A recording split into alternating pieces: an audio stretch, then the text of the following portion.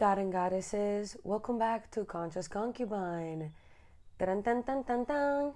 Today, I'm actually feeling a little anxious. I have been every time I try to film a podcast because if you don't already know this, I film my podcast about things that are happening to me in my day-to-day life. That I realize other people are struggling with these things as well.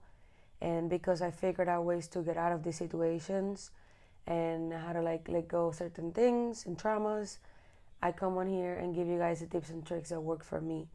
They may not work for you, but that's why I always say take whatever out of this podcast that you feel will serve you and you feel like it's truth to you, because just because something is truth to me doesn't mean it's going to be your truth.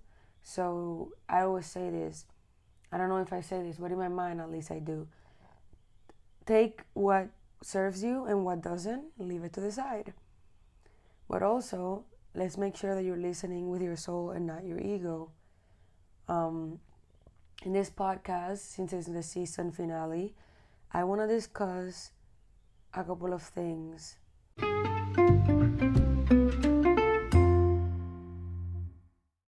The first thing that I want to discuss is normalizing being rude to creepy men. Alright? Just recently I had to cut off somebody who was grooming me. If you don't know what grooming is, I will give you the actual definition.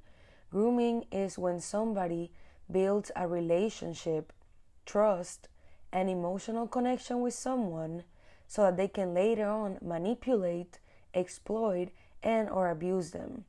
This is something that happens to a lot of children, especially little girls, but that can also happen as adults, even in places as quote-unquote safe or supposed to be safe as the workplace. And it's very creepy, it's very triggering, and it's very real and not okay. I'm going to give you an example of what was happening to me so you can most likely understand. I was becoming friends with somebody, and this person, I could get the feeling that they liked me. Not only because the way they talked to me, the memes that they would send me and stuff like that, but also they openly asked me for a kiss when that was not the vibe, you know? And that was like a couple of my first red flags, because it's like, I told this person, I'm not attracted to you like that. But then they proceed to ask me for things after we keep getting closer. And it's like, sir, do you think that my thoughts on how I feel about you are going to change over time if you just keep being nice to me? No, you know? And it wasn't until this person blatantly showed me that they didn't care about my needs, my physical needs, over their wants, that I realized, wow, this person doesn't care about me. They're just being nice and buying me groceries and giving me rides because they want to get something from me. But this whole time, everything is an act.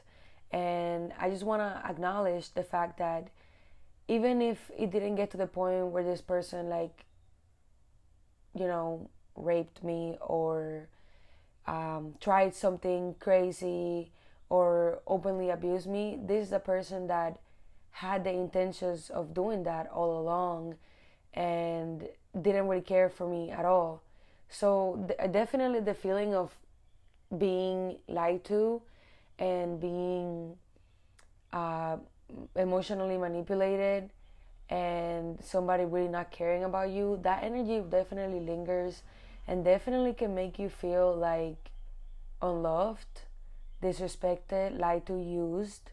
And it's very valid to take the time to heal from these things instead of brushing them off, because grooming is not okay, and we should stop normalizing these grooming behaviors, because just because it's not as bad as being raped doesn't mean it's not toxic, bad, evil, and just plain wrong. You know what I'm saying? Like, we have normalized a lot of behaviors that are very predatory towards people because they're not as bad as the most predatory things that are illegal. You know what I'm saying? But it's like, no. for example, the other day I went to buy food from this bar, and as I'm waiting for the food, this guy walks up to me and he's like, "Oh, you live near here, don't you?" And I was gonna like answer that, but then I'm like, what the fuck? Like, I, as a worker at a bar selling food, would never say that to somebody, you know? A man or a woman, it doesn't matter who you are. Like, I wouldn't do that. So why does this man think it's okay for them to ask me where I live or if I live near the area? Like, that's just plain creepy. And I just said, why do you care? And they got offended.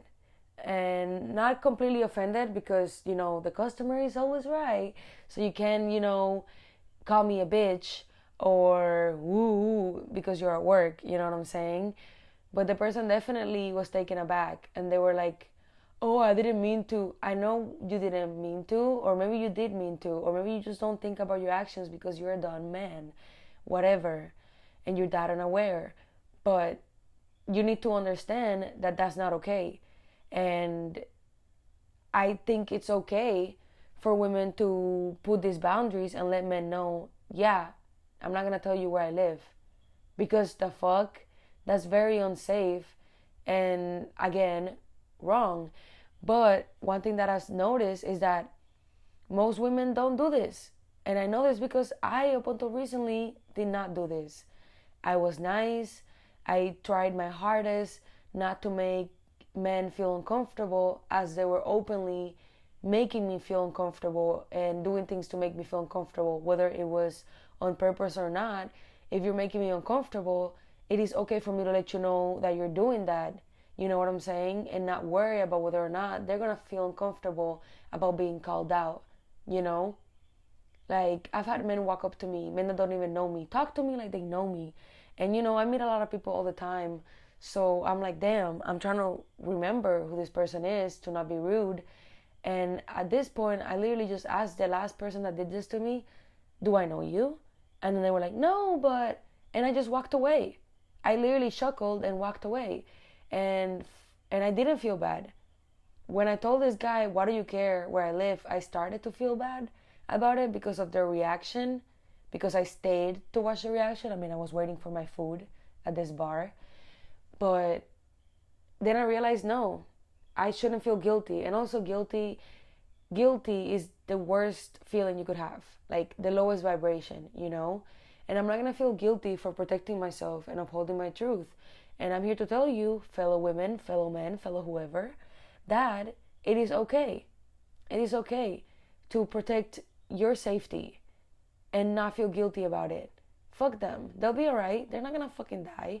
If you survive their creepiness and their harassment, they can survive you calling them out on it.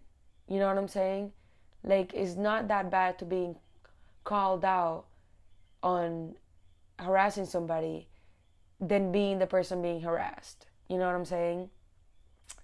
And now that we're speaking about this, I wanted to also talk about the fact that, I don't know, I recently, like, I don't know, I don't even know how to say this, but I recently, you know, engaged myself, shared some time with a non-binary person, right?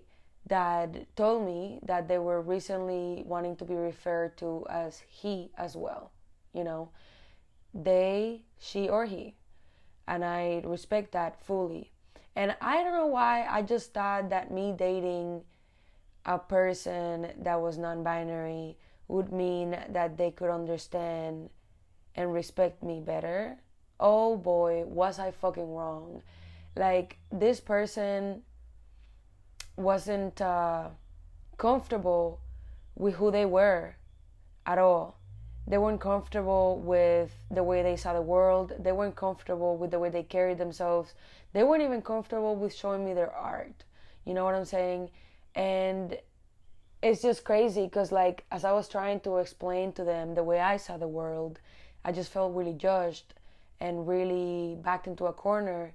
And for a second there, I was contradicting myself because I was trying to like be accepted by this person. But I bring this up because I want to talk about the importance of having validation from the self more than anybody else, because I found myself trying to relate to this person and trying to understand this person and trying to, hear them out, but at the same time, this person wasn't even hearing themselves out or opening themselves up fully. So they were not giving me the room to do that, to open up myself, to be honest, and to do all this stuff. And when I did it, obviously it rubbed them off the wrong way, and the person turned around and told me things that were definitely coming from the ego, not from the soul. And it definitely hurt me until I like sat with myself, meditated, journaled, and realized that no, this is not right. I mean, this person tried to shame me for being affectionate, and I was just like, no way, no, because it's like this is the way I carry myself, and I can extend love easily to others because I extend it to myself. I can extend compassion to others because I extend it to myself. So it's like, it's not that I'm treating somebody because I want something from them, or I'm treating somebody a certain way because I want them to accept me. Never, that's never the case. I'm treating someone some way because that's how I treat myself, and I know that they may not feel love coming from themselves, but I want them to feel love coming from me, and I get that not everybody's going to be comfortable with that, and people will get bothered by that because that's not something they used to. And for a second there, I was feeling sad and I was feeling rejected by the world around me, because the fact is that most people are living in pain, most people victimize themselves, and most people are not comfortable with growing and evolving, let alone being told by someone else the ways in which they could get better within themselves. If they're not ready to hear that, of course there's going to be some resistance. And I'm talking about this because I know that a lot of people that are listening to my podcast are people that are on the healing journey, trying to better themselves. And when they are themselves around people that are not used to that, and they feel that rejection, they are constantly facing this battle in between, damn, do I be myself and be completely rejected by everyone I love and feel lonely as fuck? Or do I try to censor myself and my goodness and my love so that I don't make people around me uncomfortable and they can stick around? But it's like, no, dude, at the end of the day, is always the best option is always to be yourself. Why? Because if you're not yourself, you're gonna attract people that are not gonna love you for you. So the moment that you try to express yourself, you're always gonna get shut down, and you're always gonna get the reinforcement of negativity that you're not good enough. And that's never the case. You are great enough for the world, for yourself, and for the people who see themselves as great enough as well. Like, at the end of the day, people are always projecting who they are onto others. Whether it's good or bad, people are going to put onto you the way they feel about themselves. So it's never personal when people mistreat you. Obviously, it feels personal, and obviously it hurts, because we have human emotions and we crave to be loved at the end of the day. But what I'm trying to tell you is that if somebody doesn't accept you for who you are, it doesn't mean that you're not good enough or that you don't deserve acceptance. It's just that they may or may not have a problem accepting themselves. And even if what you're saying is truth, and it's a truth that will help them, just because they don't accept that truth, it doesn't mean that you are wrong and that you should question yourself. You should never question yourself, because nobody knows who you are better than you. Nobody knows what you need better than you. Nobody knows you better than you, which is why it's so important to get to know yourself and not doubt yourself just because other people doubt you and not understand you. You can't expect somebody to understand where you're coming from, where they haven't even taken the second to even getting to know themselves and know where they're coming from. They're not aware enough to know if they're even coming from fear or from love. These are people that will sit here and walk away from people because they love them too much or they like them too much out of fear. So it's like, when you see people being afraid of love reject you because you're trying to give them love, It's not that you don't deserve love, it's that they feel like they don't deserve love, therefore they have to run away from it. It's too good. It's like if these people were vampires and you were the sun is not bad. It's just that vampires cannot be touched by the sun, otherwise they die. You understand what I'm saying? Unless they get one of those rings. Obviously, I'm going into the fantasy world now, but it's just an example. These people are uncomfortable by that frequency of love because they're living in so low frequencies. So it's like as you're elevating from the frequency of fear to the frequency of love and inner peace, obviously you're going to lose a lot of people and it's going to hurt. Obviously you're going to have to let go of a lot of habits and that's going to be hard. Obviously you're going to spend a lot of lonely nights and it's going to make it feel like, is this even fucking worth it at all, you know? Can I even do this? But it's like, yes, you can, because you come from love. You are love.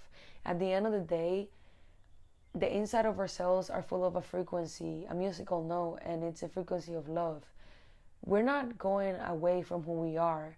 We're going away from who we think we are to who we really are. We have been disconnected from our higher selves, our true selves, for way too long. And now going back feels like hell, but it's not. Because anything that feels like hell in this realm, it is heaven in the esoteric realm. And I will discuss that more as this new season arrives. Season 2. I'm very excited to dive into these crazy subjects with you guys. They're not crazy, they're very real. But you know, when I talk about most of my concepts around people, they get scared, and that's the main reason why I was anxious as to come on this platform and talk about the things that I believe in and the things that I live and the things that I've experienced, because I have been rejected, especially lately, ever since I moved to Puerto Rico in January 15th, 16th. I have faced a lot of rejection from a lot of people, and I've cut off a lot of people, and a lot of people have cut me off because of my growth. But the thing is that as I keep growing, I make better art. I feel more at peace with myself. I'm making more money. I'm expanding, and I'm learning to be okay with myself, learning to be more compassionate and forgiving with myself, and healing a lot of trauma that I didn't even know was there and affected me the way it did. So at the end of the day, I'm very grateful. I'm very happy that I'm taking the journey that I'm taking. And yeah, this is a Saturday night that I'm sitting in my bed talking to my phone. I'm just kidding. I'm talking to you guys about these things instead of partying with friends and being quote unquote free. This, coming on this podcast, I've been dreading to do it for weeks now, as you may already know, because I haven't posted in a while. I apologize. It's because speaking my truth, even though it feels freeing now that I'm doing it, thinking about doing it is very scary, you know? And when you come on here and you hear me speak on these things, you're like, wow, she's so brave. Wow, she's so strong. But like, dude, most days I don't feel strong at all, you know? And just because you don't feel strong, I just want to let you know that doesn't mean that you're not. Like, the fact that you're even listening to me right now, up until this very second, shows how strong you are, because the things I talk about are not easy to listen to, not easy to acknowledge and take in. They're not. But once you do, it gives you such peace, because these are things that are taking you back into your power. And since we're born, we have been stripped of our power. And just because it's something that we used to, it doesn't mean that it's something that's good for us. Like, we may be used to eating fast food, but it doesn't mean that it's healthy for us. It doesn't mean that that fast food is not giving us migraines, it's not stressing us out, it's not unbalancing our nervous system. You know what I'm saying? Like, what we intake in our body, not only like through social media, through friendships, through things we listen to, but also things we eat, like, and in people we fuck and places we go to, like, everything that we intake definitely has an effect on us, whether we are aware on it or not. And it's like a lot of things that surround us are made to harm us and to keep us in low frequencies and to keep us hating ourselves. But it's podcasts like this and it's experiences that I talk about and it's subjects I talk about that take you away from that and into yourself. And when we feel that love of our higher self, we sometimes can feel overwhelmed because it's not something that we used to, but that's fine. Now that we're talking about this, I wanted to tell you guys the differences in between ego and the soul, for those of you guys who don't know, or just to reinforce. The ego is a version of self created in the mind. It's the way we see ourselves. The soul, on the other hand, is the authentic self free from conditioning. I'm just going to tell you everything I know about the ego and then the soul. The ego labels itself and others. Ego is past and future oriented. Ego is fear-based. It serves itself. It looks outwards. It has resentment. Ego is drawn to lust. Ego sees life as a competition. Ego enjoys the prize. Ego feels lack. Ego seeks wisdom. Ego is mortal. Ego is separation. Ego is me. However, the soul is the authentic self, free from conditioning, is labelless, is now-oriented, present-oriented, is love-based. The soul serves others. Soul looks inward. Soul has acceptance. Soul is drawn to love. Soul sees life as a gift. Soul enjoys the journey. Soul feels abundance. Soul is wisdom, doesn't seek it because it is. Soul is unity. Soul is we. We all have an ego and we all have a soul. And we've been living through the lenses of our egos for way too long, which is why I'm here to help you live in your soul. Ways to live in your soul. Like, a way to live in your soul and to help yourself heal better is to, sit in yourself and meditate and know where you're standing. So basically, all humans have yin and yang, feminine and masculine energies. Yin is feminine and yang is masculine. And it is important to know how unbalanced our energies are. Most women that were raised the way that most women are raised, they have a lot of feminine energy but not a lot of masculine energy. And men that were raised in toxic masculinity have a lot of masculine energy and not that much feminine energy. I was raised surrounded by a lot of toxic masculinity, and I indeed, even if you look at my chart, have a lot of masculine energy. Like I said, no matter your sex or gender, we all have masculine and feminine energies, the yin and the yang inside of us. And they're all one, but it is important to know the duality of each, because when we're unbalanced, we're either on one or the other. And basically, I want to tell you the elements of each energy so that you know which energy you're sitting in too long and why you're either depressed or anxious or angry or confused or lost. So let's get started. First, I'm going to give you the feminine term and then the masculine term right after. So the yin and then the yang. So it's going to go back and forth, left, right, okay? Well, should I say right, left? Because the feminine energy is the right side of the brain, the creativity, and yang is the masculine, is the left side of your brain, is the logistics of everything.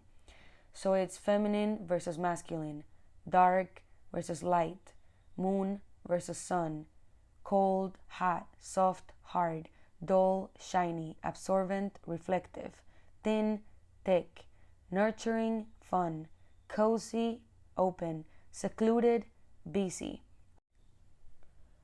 Closed floor plan, open, expansive floor plan, small windows, large windows, artificial lighting, natural lighting, drapes, fabrics, window treatments versus blinds or none at all, soft padded furniture, pillows versus straight lines, upright backs, fringe, floral or plain patterns versus geometric patterns, lots of furniture / objects versus less furniture / objects, things low on floor, items placed higher up, tendency towards clutter, tendency towards sterile, tablecloth and doilies, I don't know how to say that, versus bare counters and tables, knickknacks versus bare and neat, use of textures and padding versus smooth and shiny, pastels versus bright colors, soft and flowing versus stiff. You get what I'm saying? Like, if you feel like overwhelmed and stressed the fuck out and tired and restless, you're probably too much into the yang energies, the masculine energy. You're probably working too hard, focusing a lot on making money, focusing on the materialistic things, and just hustling and not giving yourself enough time to perhaps cope with a traumatic experience that you went through or your emotions at all. Now, if you're too cooped up in your house for too long and you're feeling depressed and sad or anxious and you're just, in your house creating but not really focusing on like making money, and now you're stressed because your finances are coming to bite you, chances are you're too into the yin energy, female energy. And that is why it's important to know the difference in between both, so that you know where you're standing and you can get back to the center of it all, and you can be balanced and have both equally there. Because again, no matter your gender or your sex or whoever you are, we both have a left side of our brain and a right side of our brain, and it is important to enforce both of them. It is important to balance your heart and your mind, because if we're too in our heart, we may be loving for the wrong reasons. We may be possessive, we may be jealous, but if we're too in our heads, we may not allow love in at all. You know what I'm saying? We may be too analytical and not allow ourselves to love or be loved. This is why it's important to understand the differences in between yang and yin energies, and why it's also important to understand the differences in between soul and ego, so that we know when we're coming from love and when we're not. I wanted to discuss love versus fear as well, because I caught myself the other day loving somebody the wrong way. And when you love someone, you respect them to make their own decisions. But when you pity someone, you try to control them and you don't respect them, because pity comes from fear and not love. And I will elaborate. I found myself trying to tell somebody what to do with their life because I saw their potential, and I know that what they're doing is wrong because I used to do it and it never worked out for me. And when I stopped doing it, I felt better, and I see myself doing better than they are in that facet of life. Not that I think that I'm better than them, it's just that I've been doing a lot of shadow work for like 5 years now and healing childhood trauma. So someone who hasn't even tried meditating once in their life obviously will not have the emotional intelligence as myself. And one thing I need to understand is that everybody is going at their own pace, right? And everybody has their own dream that they're living, and everybody will wake up eventually from the matrix at their own pace. So it's not my job to enforce them to wake up right away. Like, it is a choice, So it was a hard pill to swallow, but I realized that if I really love this person unconditionally, I wouldn't tell them what to do like that. I would trust that they have the knowledge and the wisdom to understand their own mistakes and heal them. But if I realize that somebody can't do that, the only reason I will try to tell them what to do is because I pity them, not because I love them. Because a person that loves someone will simply let them grow at their own pace and just be okay with where they are, And it's not that I'm not okay with where they are, but it's just that if that person, and actually it's okay to not being okay if people can't meet you where you are. I mean, you put in that work to heal. So if someone is not trying to heal and they still want to be around your energy and just not offer anything and not give you as much energy as you're giving them, like, it is okay to walk away. You're not a bad person and you don't have to feel guilty. It is much worse for you to try to stay with somebody who cannot provide what you deserve and need and what you're giving them, because at the end of the day, you're gonna end up resenting them, and that's not love. So instead of letting people in your life that are not on your level, or that do not deserve you, or that not treat you how you want to be treated or how you need to be treated because you're lonely, how about you just, keep to yourself? Because when you keep to yourself and stay away from people who are not good for you, you open up the room of possibility to meeting people that will treat you good. But if you stay around negative energy and you live in that vibration, whether you believe it or not, when you're around negative energy, you are that negative energy as well, because you attract what you are. So if you keep staying around that stagnant energy, at the same time you're trying to elevate, you're gonna feel really stuck and miserable. So I don't know if I already said this in the podcast, but it hurts to heal and it hurts to not heal. So just choose the one that will eventually stop pain altogether. I'm not saying that you won't feel pain, but you will definitely stop creating pain and stop resisting it to the point that you can just feel it once and let it go. Because humans are the only species that would torture themselves over a mistake they made more than once. We suffer for one thing multiple and multiple times. Isn't that crazy? But another thing I wanted to discuss is how we have turned our community into codependency by thinking that we are loving people and helping them escape their traumas. You know what I'm saying? I want to give an example. Okay, most people are stuck in a well, the well of their pain. And the people that don't understand that pain, that are outside of that well, will walk past the well and tell people, oh my God, yes, I feel for you. That is shitty. You're stuck down there. Life is so unfair. A lot of people that are privileged, entitled, and don't understand the pain that person went through, right? And they think that that's the best way to relate to their pain and to help them. Whereas I, a person who's been through that pain, who understands it, and who's healed that pain, walks by the well and says, oh my God, dude, do you want to get out? And then the person at the well will tell me, yes, down here it sucks. And I'm like, okay. I send them a rope and I'm like, all you need to do is grab the rope and make sure you got a good grip before you move again. And then I start to walk away.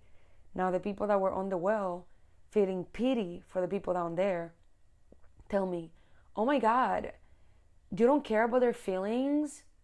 You're not gonna stay here and console them and cheer them on? And I'm just like, no. It's not that I don't care about their feelings. I care. And I want them to stop feeling those feelings, which is why I give them the tools to get out by themselves. Because if I get them out, it won't even take half a day for them to fall back into the well.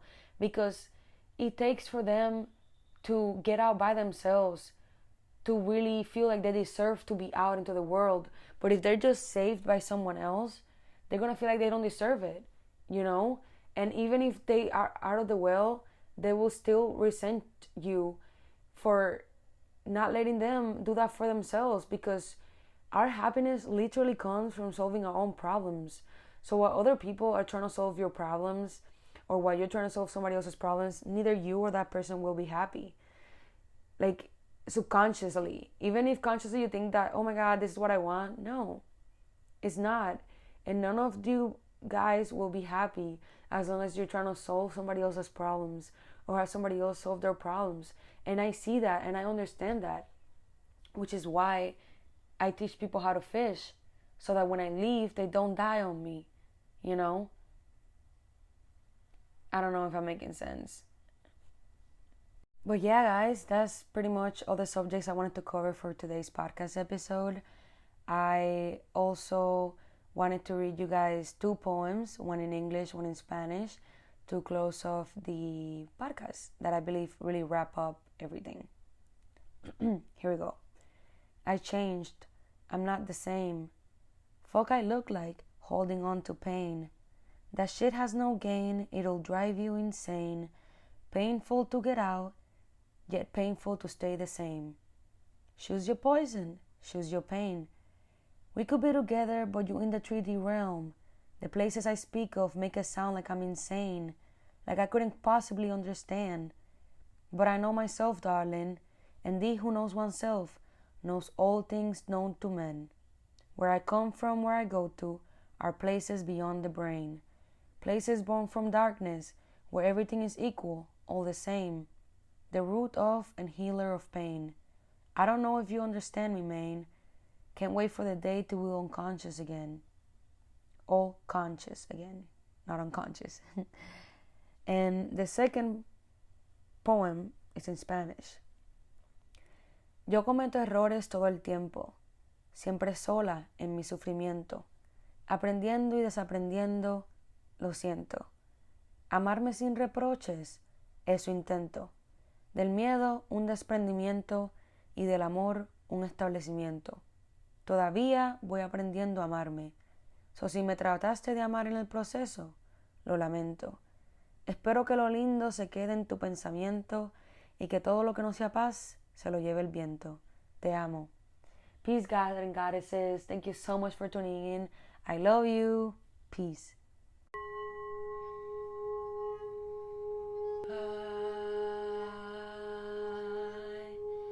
The conscious concubine, creator of my life, connected to divine, evolving through my spine, healing the world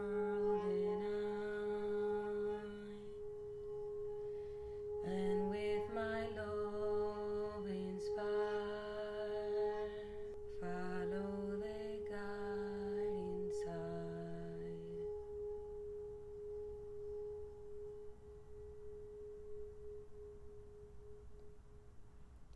Hello, welcome to Conscious Concubine. I'm Sonil, and today we're gonna be healing from the inside out. Peace.